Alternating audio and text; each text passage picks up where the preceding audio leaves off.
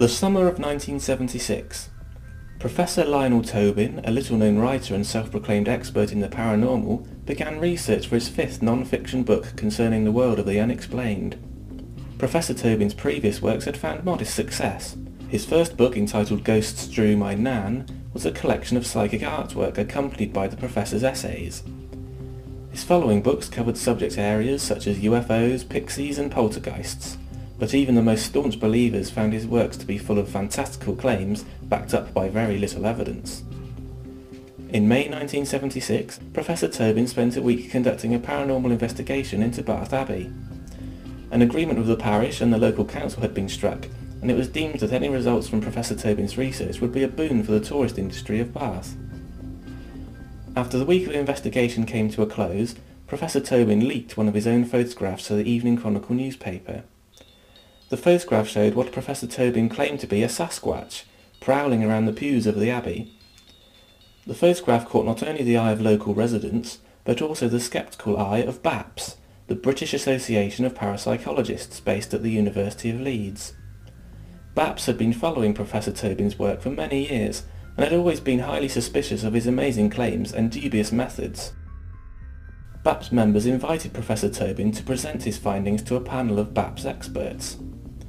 Claiming he had nothing to hide, Professor Tobin took them up on their invite and also agreed to make some of his photographs available for analysis. At Professor Tobin's lengthy presentation, he revealed a catalogue of paranormal phenomena centred around Bath Abbey. Highlights ranged from the appearance of a swearing monk who had mouthed profanities without causing any audible swears, through to the visitation of aliens, who Tobin claimed came to take photographs of the stained glass windows in an effort to better understand staining techniques. Professor Tobin left the presentation that day extremely pleased with the way things had gone. Unfortunately for Professor Tobin, the BAPS investigators eventually found every piece of his so-called evidence to be entirely fabricated.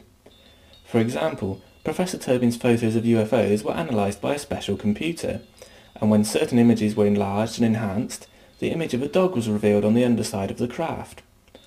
It transpired that Tobin had used a collector's edition plate to mimic a UFO in flight. The plate, which commemorated 100 years of the appearance of dogs on porcelain, was found to be one of 12 that had been reported missing from a local charity shop. Professor Tobin's ghost photographs were another good example of his deception. Most of these images were actually pictures of nothing more amazing than people hiding under sheets.